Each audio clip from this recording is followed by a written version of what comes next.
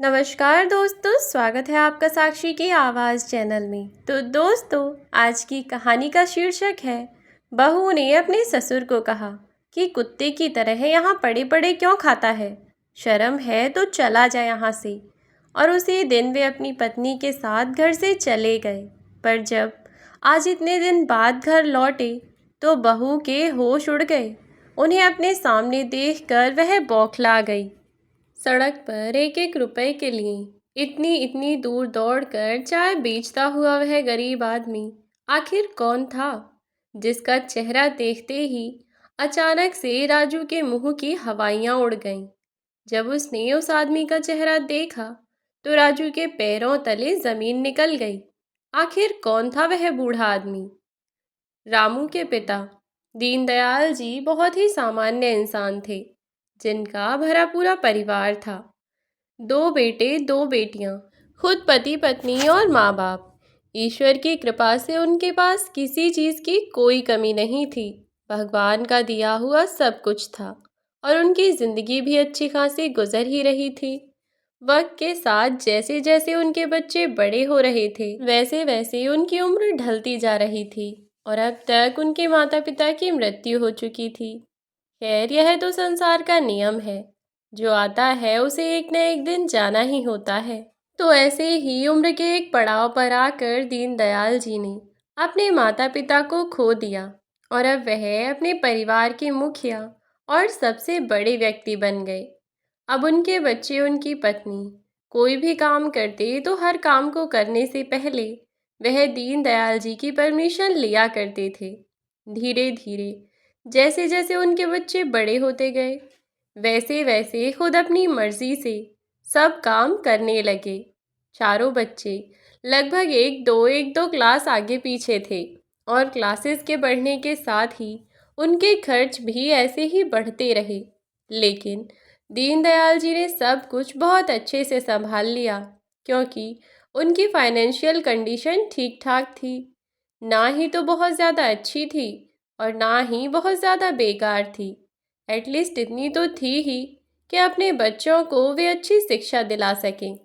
तो इसीलिए उन्होंने अपने बच्चों को उनकी मनचाही पढ़ाई करवाई। इधर जैसे ही उनकी बेटियों की कॉलेज की पढ़ाई ख़त्म हुई तो उन्होंने उनकी शादी करने का फ़ैसला लिया। उनकी बेटियों का भी कोई ख़ास लक्ष्य नहीं था, इसीलिए उन्होंने भी शादी के लिए हाँ कर दी और दीनदयाल जी अपनी बेटियों की शादी करके अपनी जिम्मेदारियों से मुक्त हुए।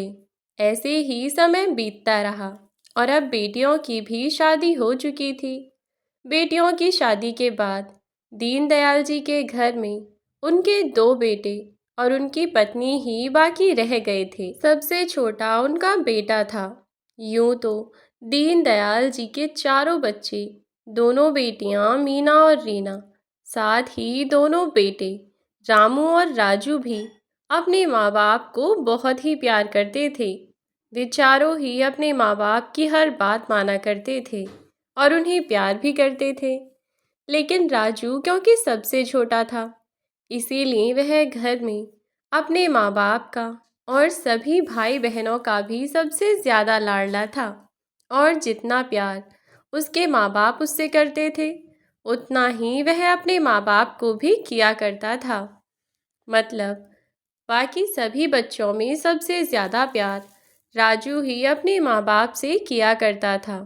अभी तक उसकी दोनों बहनों में से बड़ी बहन की ग्रेजुएशन पूरी हो चुकी थी और छोटी बहन की ग्रेजुएशन अभी चल ही रही थी और राजू अभी भी 12वीं कक्षा में था, क्योंकि वह सबसे छोटा था। इसीलिए पढ़ाई में भी वह सबसे पीछे था, यानी कि वह केवल कक्षा में सबसे पीछे था। पढ़ाई के मामले में वह किसी से पीछे नहीं था, बल्कि पढ़ाई के मामले में तो वह उन चारों में सबसे बेहतर था।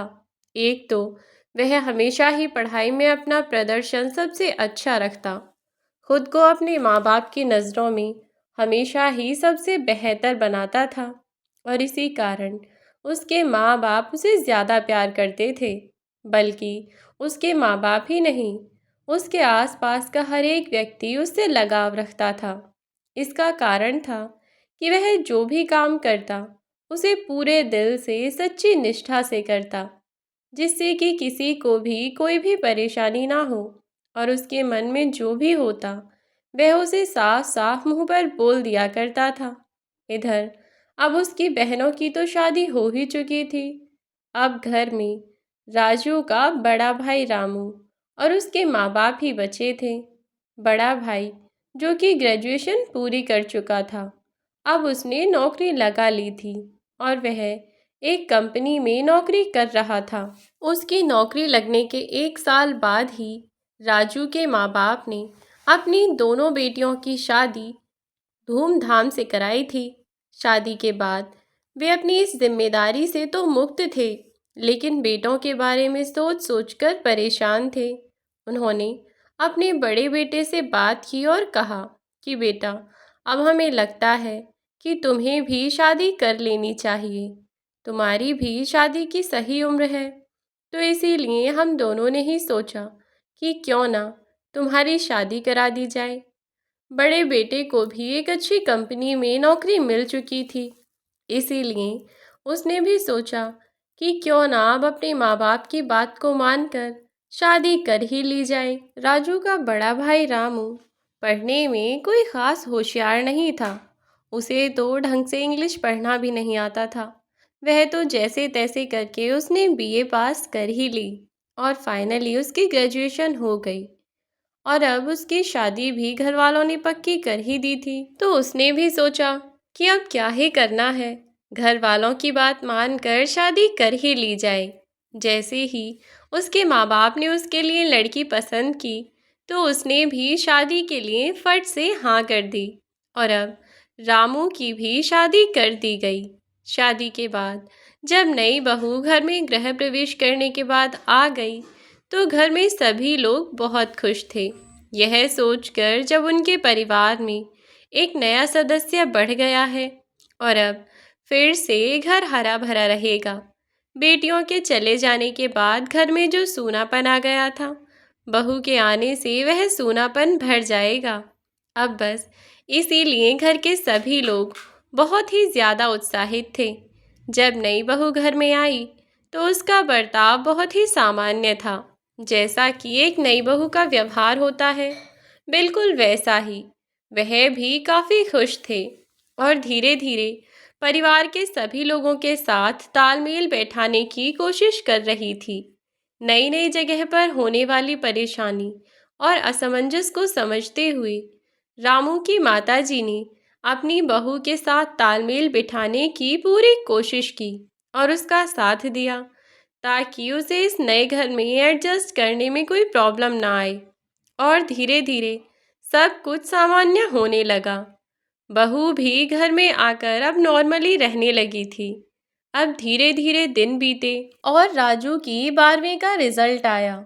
रिजल्ट के बाद उसके आगे की पढ़ाई के लिए अगर स्टेट की अच्छी यूनिवर्सिटी में उसे एडमिशन मिल गया तो वह वहीं जाकर पढ़ाई करेगा, क्योंकि उसके नंबर बहुत अच्छे थे। तो इसीलिए जिस यूनिवर्सिटी में वह एडमिशन लेना चाहता था, उसी जगह पर उसे एडमिशन मिल गया और अब उसने अपने मम्मी पापा और भैया भाभी से परमिशन लेकर अपनी पढ़ाई करने के लिए वह निकल पड़ा, क्योंकि पहली बार वह अपने घर से दूर जा रहा था। तो इसीलिए मन में बहुत घबराहट थी कि पता नहीं घर के बाहर अकेला कैसे रहूँगा, कैसे सब कुछ मैनेज करूँगा। और शुरू शुरू में तो वह अपने माँ बाप और परिवार के अन्य सदस्यों को याद करके बहुत रोया भी करता था, क्योंकि वह कभी घर के बाहर नहीं रहा था। लेकिन फिर घर वालों ने समझाया कि जैसे जैसे बच्चे बड़े होते हैं, उन्हें घर के बाहर निकलना ही पड़ता है और इसमें रोने, घबराने या परेशान होने जैसी कोई बात नहीं है। कोई बात नहीं, अगर आज तुम्हें घर से बाहर निकलने पर दुख हो रहा है तो कल को तुम्हें इसी बात की खुशी भी होगी, क्योंकि जब तुम अपना अच्छा खासा नाम बना लोगे तो तुम अपनी ही कामयाबी पर खुश भी होगे और अपनी इन सब बातों को याद करके खुद ही हंसोगे कि इतने बड़े हो गए हो और देखो, घर से दूर जाने पर छोटे बच्चों की तरह रो रहे हो। इसमें भला रोने की क्या बात थी? बेटा, जो तुम इतना रो रहे हो, चलो चुप हो जाओ। फ़ोन पर उसके माँ बाप ने उसे चुप कराया। राजू के लिए बहुत ज़्यादा मुश्किल इसलिए भी हो रहा था क्योंकि उसे हर एक चीज़ पर अपने माँ बाप की याद आ रही थी। खुद से खाना बनाना हो या अपने कपड़े धोना हो, हर चीज़ पर उसे माँ पापा की याद आ ही जाया करती थी। लेकिन वक्त के साथ धीरे धीरे सब कुछ नॉर्मल हो रहा था। जब शुरू शुरू में वह गया तब तो बहुत परेशान रहता था, लेकिन अब राजू को धीरे धीरे आदत होती जा रही थी कि वह धीरे धीरे अपने सब काम खुद ही करने लगा था। और उसने अब इस सच को भी स्वीकार कर लिया था कि वह अब अपने भाई और मम्मी पापा से कुछ समय तक दूर ही रहेगा, क्योंकि अभी उसे अपनी पढ़ाई पर पूरा ध्यान देना है। और बस खुद को समझाते हुए वह पढ़ाई में लग गया और धीरे धीरे ऐसे ही समय बीतता रहा। एक दिन अचानक राजू के पास फ़ोन आया और उसे पता चला कि उसके माँ बाप अचानक कहीं गायब हो गए हैं। कहाँ गए हैं, क्या हुआ है, कुछ नहीं पता, बस अचानक कहीं चले गए हैं। यह सुनते ही राजू के पैरों तले ज़मीन निकल गई। वह तुरंत ही ट्रेन पकड़कर अपने घर के लिए रवाना हो गया और अगली ही सुबह तक वह अपने घर जा पहुंचा। और घर पहुंचते ही वह घबराते हुए अपने भैया को देखते ही रोने लगा और अपने भाई को गले लगाकर रोते हुए बोला, भैया, माँ पापा कहाँ चले गए हैं अचानक से? अचानक क्या हो गया? उन्होंने आपको कुछ बताया नहीं? तब राजू के भाई रामू ने उसे चुप कराया और समझाया कि रोने से कुछ नहीं होगा। तू परेशान मत हो राजू, हमारी मदद के लिए कुछ तो सोचा ही होगा ना। मुझे तो सच में समझ नहीं आ रहा कि अचानक से ऐसे माँ पापा कहाँ जा सकते हैं। तब छोटे भाई ने पूछा कि भैया, हुआ क्या था, मुझे सारी बात बताइए आप। तब रामू ने बताया कि मैं कल सुबह ही तैयार होकर अपने ऑफिस के लिए निकल गया और तुम्हारी भाभी और माँ पापा को घर पर ही छोड़ गया था। और उसके बाद जब मैं शाम के 5 बजे के करीब ऑफिस में ही काम कर रहा था, तब अचानक मुझे तुम्हारी भाभी ने फ़ोन किया, क्योंकि वह कभी भी ऑफिस के काम के समय मुझे फ़ोन नहीं करती। लेकिन कल उसने फ़ोन किया तो मुझे लगा कि कुछ अजीब है, और मैं जब उससे बात करने लगा तो उसने मुझे बताया कि सुबह से माँ पापा का कुछ पता नहीं है, पता नहीं कहाँ चले गए हैं। सुनकर मैं भी परेशान सा हुआ। फिर मैंने इसे समझाया कि मैं पापा मम्मी को ढूंढता हूँ, तुम परेशान मत हो। मैंने बहुत ढूंढने की कोशिश की, लेकिन मुझे माँ पापा कहीं नहीं मिले। मैंने रीना और मीना के यहाँ भी फ़ोन करके पता कर लिया, लेकिन वे लोग वहाँ भी नहीं गए। बाकी जितने भी हमारे रिश्तेदार हैं, मैंने सबके यहाँ पता करवा लिया है, वह मुझे कहीं नहीं मिले। अब राजू ने अपनी भाभी से पूछा कि भाभी, माँ पापा घर से क्या कहकर करने के लिए गए थे, कि वह कहाँ जा रहे हैं?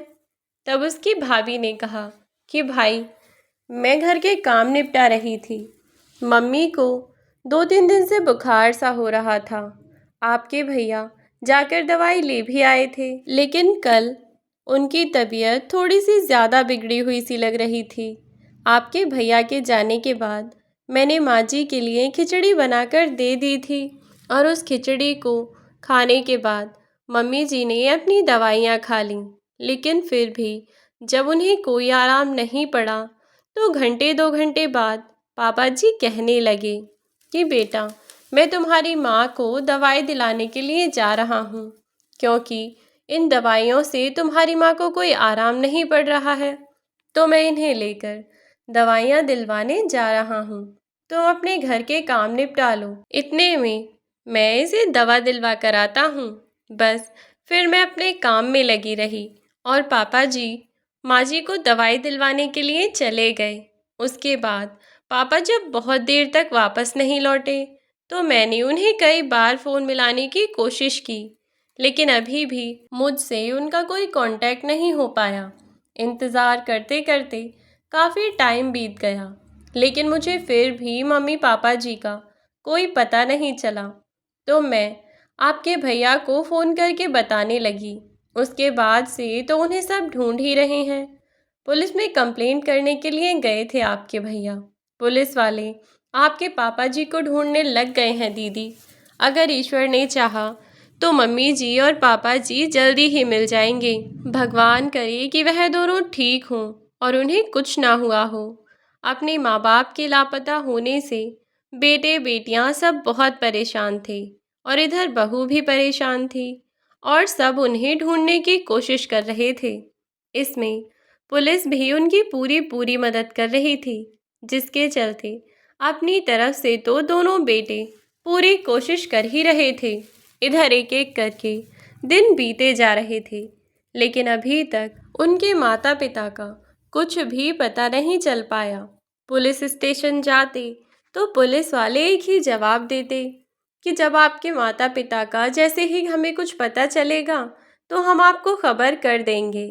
लेकिन पुलिस वालों को उनके माता पिता की कोई खबर नहीं मिली, जिसके चलते बेटे ने अपने माँ बाप को अपने शहर में ढूंढने की खुद ही कोशिश की। छोटे बेटे ने कहा भी और उसने अपनी तरफ से तो पूरी कोशिश भी की, लेकिन बड़े बेटे से जब उसने कहा तो वह कहने लगा कि भाई माँ पापा तो है नहीं, ऐसे में अगर हम अपना काम धंधा छोड़कर बस माँ पापा को ढूंढने में लगे रहेंगे फिर तो हमारे बच्चे भी भूखे मर जाएंगे।